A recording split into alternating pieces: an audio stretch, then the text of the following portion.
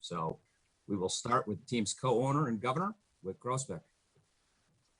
Thanks very much. This is a bittersweet day to commemorate the retirement of an all-time great, Danny Ainge, who won championships as a player and won a championship as a head of basketball, unprecedented in Celtics history. One of the truly finest people I've ever met in my life.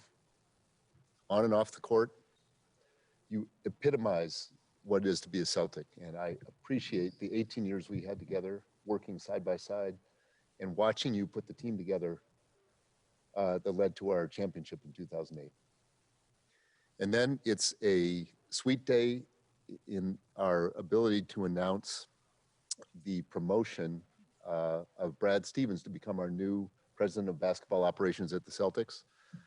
Brad, a similarly truly outstanding person, human being, caring of others, deeply committed to teamwork and to the Boston Celtics. And on and off the court, wants to bring Celtic pride to the levels that we are accustomed to around here. Brad and I spoke this morning and committed to one another that we're going to win Banner 18 or die trying. And that's the way Brad feels about it. That's the way I feel about it. And all of us here at this podium believe that Brad is the person to lead us forward on the basketball side as we go after that lofty goal. So I don't have anything really more to add except thanking Danny again and his family for devoting the last almost 2 decades to working with us here at the Celtics, in the last 4 decades plus to being one of the ultimate Celtics. Then thanks to you, Brad, and your family for joining us from Indiana, from Butler, 8 years ago, and now to taking this step, which frankly, you've been side by side with Danny as the rosters have been put together over the last 8 years. It's been an integrated team working on the basketball side. You haven't just been a coach, you've been a co-member of all of basketball. And now stepping forward into this role, I appreciate that you're taking on the responsibility, and I'm looking forward to seeing it succeed. Next up will be co-owner and alternate governor, Steve Pagliuca. Well, Wick, those are great remarks, and I'd step back and say that it's been just a wonderful 18 years. And previous to that, I met Danny in I think in the late 80s, and have always respected and felt honored he played in Boston, and to have him here at the Celtics for this period of time and see all the success and work side by side with him and Brad has been, one of the best experiences of my life, and truly a bittersweet day. Danny has meant so much to Celtics pride, the reinvigoration of the franchise, the championship in 2008, winning championships himself, and as Wick said, I think we're just honored with his integrity, his approach to the game, his respect for the game, his respect for fans and players. We're really going to miss it. But the great news is we have continuity with Brad, who's been side by side for these last 8 years. And so it's a bittersweet day, but great day for Danny. I think we should really appreciate everything that he's done for the city of Boston, for basketball, and all of us personally here. It's been just a joy to work with him. Next will be Danny Ainge. Well, this is a bittersweet day. We start back 18 and a half years ago when Wick and Steve first approached me to come to Boston. And I was in a pretty good place. I was playing golf a lot, working TV one day a week. You still do. Not enough. One thing that they won me over on was the quality of people that I believed that I was going to work for. Wick had a son that was blind, and he moved his entire family back to Boston and made all sorts of sacrifices. And I really felt a genuine person that was trying to not just win a championship and bring Banner 17 on, but also try to make it a better place. And I had served with Steve on a couple of boards of different charities, so I knew his philanthropic history and his willingness to serve. And one thing that I'm really proud of is just boy, they have lived up to everything I thought that they would do in the community of Boston, but and then some, especially over this last year and all the social injustice, and they're putting their money where their mouth is and making Boston a much better place to live. And I'm as proud as that as being part of their organization and them as anything. The basketball is fun. I love basketball. It's been part of my whole life. And been in professional sports for 44 straight years. And I've had a lot of ups and downs and fun and sad losses. And, you know, today is not a great day. I wish we would have, you know, finished the year on a much better note. But I feel like there's so much hope in the Celtics going forward. And I'm excited for Brad. I think that Brad, he was born for this. Indiana kid, basketball junkie, smart, lives the game, has many resources, and has a great staff.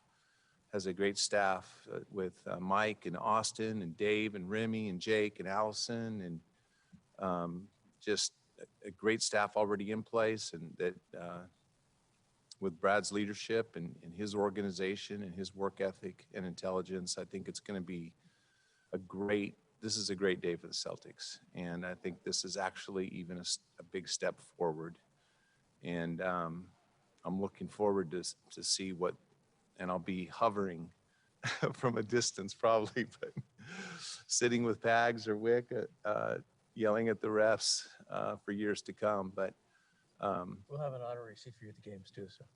But this is a good day for me and for my family, my children. I've talked with them through all of this process, and we're excited for, you know, the opportunities that I have to spend more time with them and not be as stressed, and, you know, get out and play golf a little bit more. Finally, Celtics President of Basketball Operations, Brad Stevens.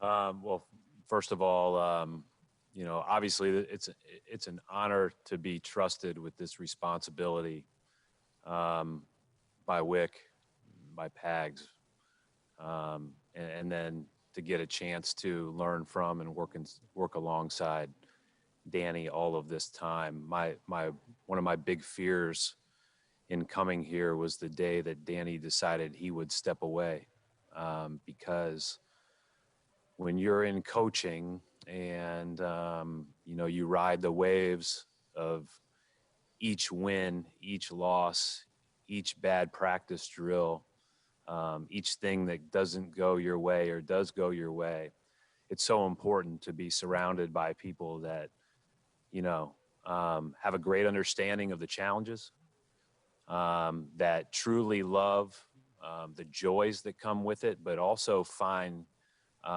great joy in overcoming the toughest of days. And Danny has provided that support as my boss, of constant empowerment for the last 8 years. And today, you know, I'm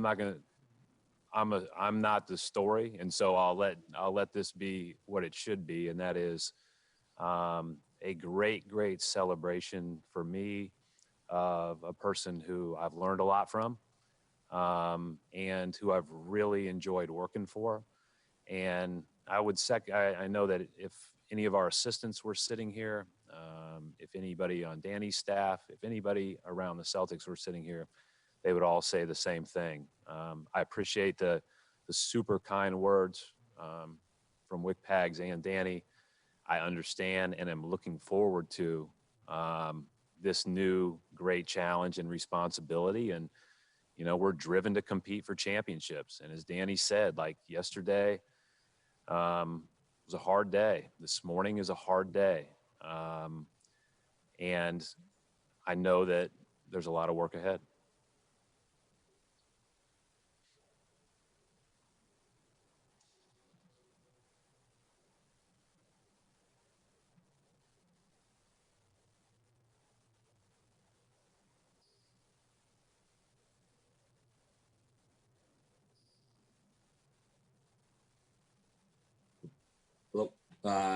Sorry, connection issue. Looks like I'm back now. So we'll open it up for questions and we'll go to John Corrales. Thanks. Brad, you now move into this front office role after coaching these guys. They've all worked really hard for you. You've coached them through some of the worst of the NBA with the bubble and this turnaround and through personal tragedy. Are you prepared now to make the difficult decisions that impact these guys' futures as a member of the front office, as running the team? I mean, I think one of the things that I've learned from just being around Danny is you have a job to do. You have a responsibility to do. That responsibility is to the Boston Celtics and our fans, and the pursuit of excellence and the pursuit of the opportunity to compete for championships. But you can also care about people, and you can also be there and do everything you can to help someone and care about them when they're here or no longer here. And I think that that's really important. You're right. We've been through a lot together. At the same time, I think I've got a good idea. One of the benefits of moving into this new role is I've got a good idea of what we do and don't do well, and what can accentuate some of our, best players. And so there's a lot of work to do. There's a lot of work ahead. I mean, obviously, there is a whole process that we'll go through in searching for a new coach. There's obviously roster decisions that must be made. And there's development within our own team and improvement within our own team that has to happen. That said, as Danny said, we are in a good place. We have a lot of really positive things, and, it's our job to capitalize on that. Gary Washburn. Hey, Dan, it's first one for Danny. One, is this retirement health related? Two, are you actually retiring? Are you taking a break? Do you plan to work in an NBA front office sometime soon? And this year, did you think or know that, was there a point where you said, okay, Danny, like, this is it for me. This is my last season? Yeah, I mean, I think that when I had a heart attack 2 years ago, like, I started thinking about what I was doing with my life and, what are the things that I want to accomplish. I think my life expectancy is maybe a little bit less than yours, Gary. Who knows? But I think that, what was the other part of the question? I don't know what my future holds. I don't have any plans. Right now, my goal is to get Brad up to speed on the draft. Like I said, our whole staff will be able to help in all that, and try to make this transition and put the Celtics in as good a place as we can be. And I'll think about the future somewhere in the future.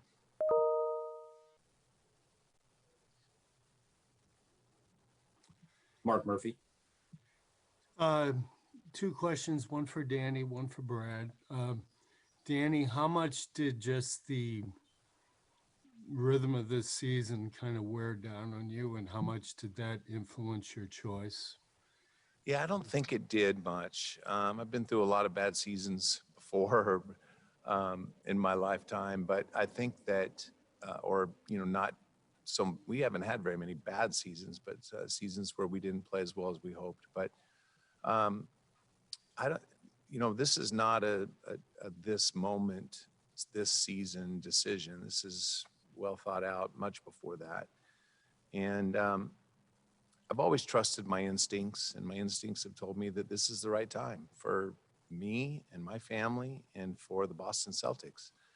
And, 18 years ago when I was hired by Stephen Wick, and I mean, it's rare in this business where there's so much public scrutiny of every decision you make, where you come in and you leave 18 years later and you're closer and better friends than when you came in, and you have great respect and a lifelong, that'll never end. And that's what I'm most proud of, is relationships. And I'm looking forward to the next chapter. Looking forward to the next chapter for the Celtics and for us. Okay, and the other question is for Brad. You now get to pick your successor. What in your eyes would be the next coach in this team? What do they have to do? A lot of former players are now coming into the league as head coaches, for example. Well, one of the things I've learned being in coaching against other great coaches, learning things from the people that you coach against is there's a lot of different ways to coach and there's a lot of different ways to be successful as a coach. Danny and I have talked many times about, we had done things over the last 7 or 8 years that Danny wouldn't necessarily have done, but when it is on one page and when it works out, it's the right thing for that group and that team. And so I'm looking forward to really diving into this process. I think that the good news about whoever we hire, they don't have to fill Doc Rivers' shoes like I did, and they don't have to fill Danny Ainge's shoes now like I do. So that's good news is they just have to, figure out a way to, be better than the last guy. Adam Himmelsbach. And you mentioned this is something you'd kind of thought out for a little while now. Could you give us a little sense of the timeline of when this started being something you started thinking about and how this decision was made, whether this was entirely your decision or was it more from also discussions among Wick and Pags and things like that? It was my decision. And like I said, it started when I had health issues 2 years ago in the playoffs. And I started thinking about them. You're surrounded by your 6 children in the hospital and they're saying, hey, you need to quit doing this for work. It's causing you too much stress. And that's probably when I started thinking about it. And then these last 2 years have been tough, like, in the bubble and all the rules and scrutiny and protocols that we've had to go through, has not made it as much fun. The job, we haven't been able to get out and have scouts or draft workouts. So the job hasn't been as much fun, but I think that, I don't know if there was a moment in time, but like I said earlier, it was I trust my instincts. My instincts told me a couple months ago that it was time for me to move on. And that's what's best for us. That's what's best for the Celtics. And for the record, Danny came and said, it's his time. It's completely his decision with no support whatsoever from ownership in making that decision. None was offered. No support was offered except for wishing him the best once it became clear that was his decision. And now we've taken a step with Brad. It was in that order, and that's exactly how it happened. Yeah, in fact, we asked him to think about it some more when he first came up with it, to make sure he thought it through. And I just can't tell you how much we appreciate everything that he's done, and he'll leave his imprint on this organization for years to come. Tim Bontemps. 2 questions. First for Brad. Obviously, Brad, you've been a coach for a very long time. How long have you been thinking about taking this job and moving into the front office? And why is this the right decision for you to make? Well, like I said earlier today, Tim, today is not about me. The thought of going into this position, was never even a thought because Danny was here and he was the best at it and he's the best to work for. When he decided to move on and retire and go enjoy more time with his family and we talked a little bit about it whenever that was. I don't remember the timeline, but it's been a while now. 6 years ago. And it wasn't 6 years ago. It was within the last couple months. And then it just kind of moved down the road and Wick and Pags, both talked to me a little bit about it. And then I talked to Wick for a while one day and we decided that was what was best. And I told Wick at that moment my number one thing is for the good of the Celtics. I love the Celtics. I want to do what's best for the Celtics. And I really have enjoyed coaching. I loved coaching, and I've loved coaching the players both at Butler and here. But this is the new challenge, and this is what we need to do to hopefully be even better. And, you know, again, I think a big part of that is hopefully I can use my experience as a coach to help not only find a coach, but be a good supportive, empowering person like Danny has been to me of a coach. I guess just to follow up really quick on that, Brad, why is it better for the Celtics for you to be the president of basketball operations as opposed to the head coach? Well, I think the biggest thing is that I'm passionate about this group of people. I'm passionate about the team that we have. I'm passionate about the people that work in our front office. I'm passionate about our coaching staff, and that's who I've spent all morning with. The people in our sports performance staff. I'm passionate about the whole thing, and I do think that I've got a good insight to our team as Danny now steps away. And so I feel like I've got a good idea about what we do well, what we don't do as well. And I also think, you know, I've been doing this for 8 years. I've been in that locker room with some of those guys for a long time. And they're going to get to play for a great coach with, you know, some similarities maybe, but also some great new fresh perspectives. And I think that that's a good thing. And so I'm looking forward to finding that person, because I do think like people can be reinvigorated by that. And, you know, I think that when I looked at the big picture and Wick and I really talked about it, it made sense. Like, this is a great opportunity to give us a good spark when we're losing, you know, one of the best at his job in the world. And that's something that, you know we all have to step up and meet the next challenge. And Wick, sort of the same question for you. Obviously, you hired Brad to be your coach. He's had a successful run as a coach. Why is it better for you to move him into the front office as opposed to finding somebody to work with him in that job and have him stay on the sidelines? Yeah, we've all here at this podium the other three of us have gotten to know Brad over these past 8 years and realized the depth of his basketball brilliance.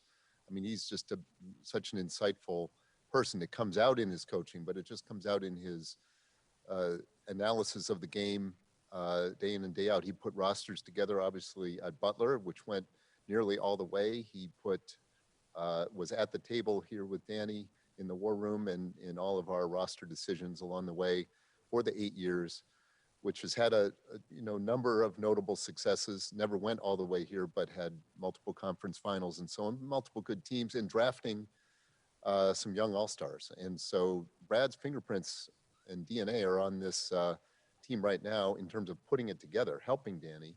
Danny was running it. And so for me and for Steve and the rest of ownership, it was a thought really of saying, this is really a role that I think Brad's been preparing for his whole life, in a way, as a player, as a coach, and now stepping in as Danny stepped from coach to front office, thinking that Brad can step from coach to front office. I asked Danny not long ago, what's your top criterion for a successful head of basketball? And he said, someone who can really relate well to the coach and understands the coaching demands. And that's what Brad has to a T. We also have a partnership here with Brad that we've built over these many years. And I feel very confident that he's going to fly high in this role and give it everything he's got. And that's what we're asking him to do. I think the continuity and the excellence that, Brad brings to this job is going to be fantastic for us.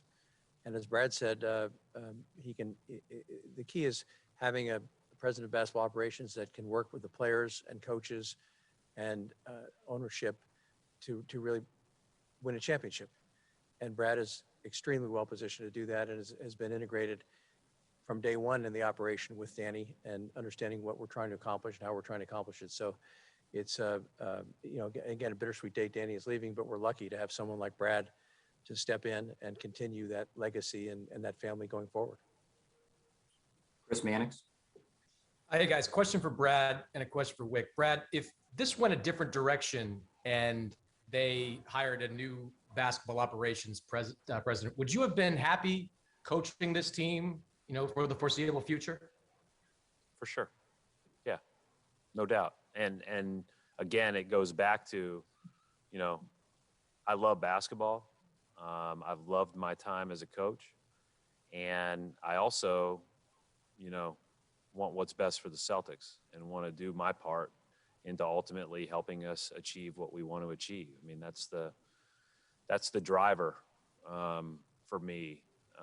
This ownership group, Danny, have treated me unbelievably, and this organization means a lot to me and my family.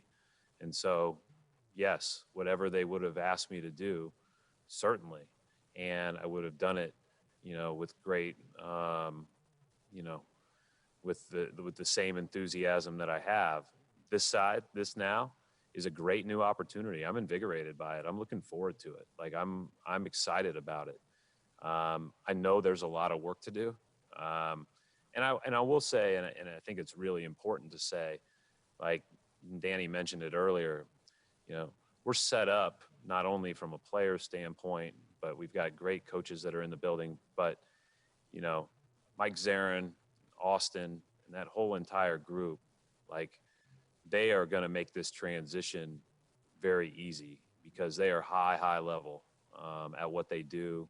They know the ins and outs of everything that needs to be known. And, I'm looking forward to working with them, leaning on their expertise as I transition, leaning on Danny's expertise as he transitions, and going from there. And just Wick, to ask you, you obviously have a lot of confidence in Brad for this job, but when Danny comes to you and tells you he's going to walk away, is any thought given to kind of a national search and to branch out and look at a deeper level across the league? Well, what we knew, what I really felt, and what we decided was we'd wait till the end of the season to do anything if we went that route. And then talking to Brad one day and said, I wonder if you want to, let's run a search together for president. I said, and you might want to throw your name in. And from my standpoint, that's when it started. I think Brad and Danny actually had started tossing it around years ago casually, but they never filled me in. And that was just, it's always probably been a possibility. But so the idea of Brad taking over it's a natural promotion from within somebody we've worked with for 8 years. And so one person's leaving and we have one job opening, and it's a very important job opening of head coach of the Boston Celtics. It's following, Bill Russell, Casey Jones, Tommy Heinsohn, Brad Stevens, Doc Rivers. It's following an illustrious group, and we're getting started today on that search. Jared Weiss. Question for Brad first. There was a period of time recently in the league when teams were having coaches also fill that same GM position or director position. Was that something that you considered, or something you weren't interested in, considering just how taxing that whole workload would be? And then also just for Wick and Pags, was that something you considered? I think it's too much. And I think that, like I said earlier, all of my intentions, energy, and focus needs to be on doing this job well, and then hiring a great coach and trusting that they will do their job well. And I think that everybody will benefit from that approach. And to me, that would have been a lot to be able to do both of those things. I know some people have done it and some people have done it really well. But that would have been a great challenge. I told him yesterday, he better find a good coach or he will be doing them both. At the Celtics, those are two separate jobs. Yeah, and then when we purchased the Celtics in 2003, we studied this, and at that time there wasn't even as much statistics as there are now, and we tripled the size of the basketball operation, the front office, and so it's a gigantic job. Doing the two jobs, I can't imagine being able to do those two jobs in today's world with managing the stat people, managing the health, managing all the things that you have to manage. I think it's 200-hour week, type jobs, and that's how these guys have worked at it, and that's why we've been so successful. And it's also fantastic to have someone who's coached because they understand how hard the coaching job is. It's an extremely hard job to get out there for those 82 games plus the playoffs and all the ups and downs of that. So definitely 2 jobs in my mind. Time for a few more questions. We'll go to Brian Robb. Hey, just 2 questions for Brad here. First, you've spoken highly again about the other members of the Celtics front office here. During this transition, do you expect to potentially add anyone else to help with that group moving forward, or are you happy with that group in place? And as a second question, what's the biggest thing from after all these years of working with Danny? What's the biggest thing you'll kind of take from him in his role as you transition here? Let me answer the first one first. So Danny is, and I was really fortunate to work for a great boss at Butler and Barry Collier. And my biggest fear in leaving Butler was being able to find someone that would even come close to being what Barry was to me, and found it from day one right here. And that is, he empowers you every day to do your job well. He gives you confidence to do your job well. He challenges you, but he also supports you. And that is not just the head coach. That is the video coordinators, that are the scouts, that are the people in the analytics department, that are the people in the training room. He has a great balance of demanding excellence, but also having great perspective and being awfully supportive. And so I think that is the thing that, as a person that will be in my position, I think that's what I take as, I want people to feel that way.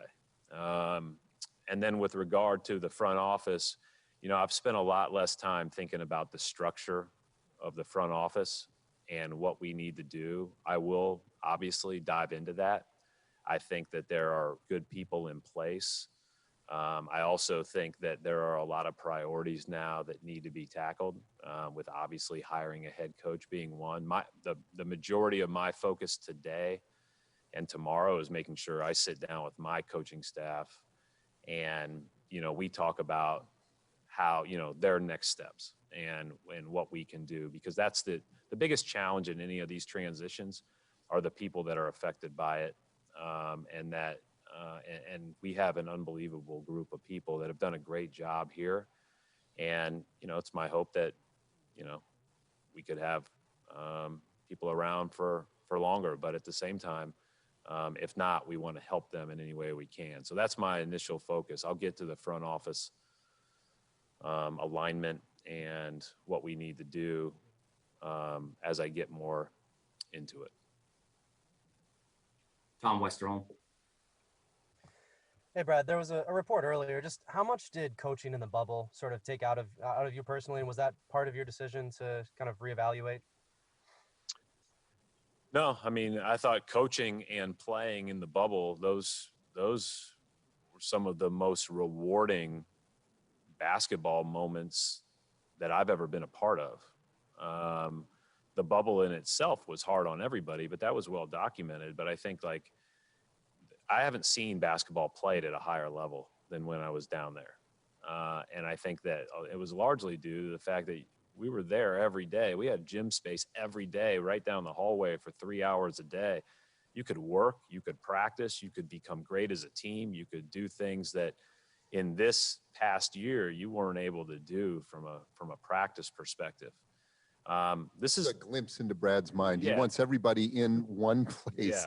365, 24/7, just playing basketball. Yeah. So The new bubble. So this is what this is hiring a new coach will give us a great opportunity to hire somebody that I think will, again, be great at the job, be better than the person he replaces, and, be a new, fresh voice with new, fresh perspective. I think that's great. And so it has nothing to do with my own, where I was with coaching. Coaching has been awfully good to me. And I'm very thankful for every day that I got a chance to do it. Our final question this afternoon, we'll go to Mark D'Amico. Hey, Danny, this one's for you. And first and foremost, congratulations on a great run here with the team. You have a unique perspective in that you've negotiated with Brad multiple times on his first contract here, on multiple contract extensions since then. How would you categorize Brad as a negotiator? Well, I haven't really negotiated with Brad. I've negotiated with Tracy. So I'd say she's a great negotiator. She worked out great contracts for Brad, but I'm not worried about that. I think Brad he's much smarter than I am. He'll figure all that out. And like I said, he's got a lot of people that will help him and get him through that. And we have a great front office, downtown office with Bill Reisfelder and led by Rich Gotham, and surrounded by a lot of great people. And I'm not worried about any of those elements of his capabilities. He's, like I said, he's smart and he's hardworking, and he'll figure out what he doesn't know. Gentlemen, thank you very much for your time. We'll wrap it up right there.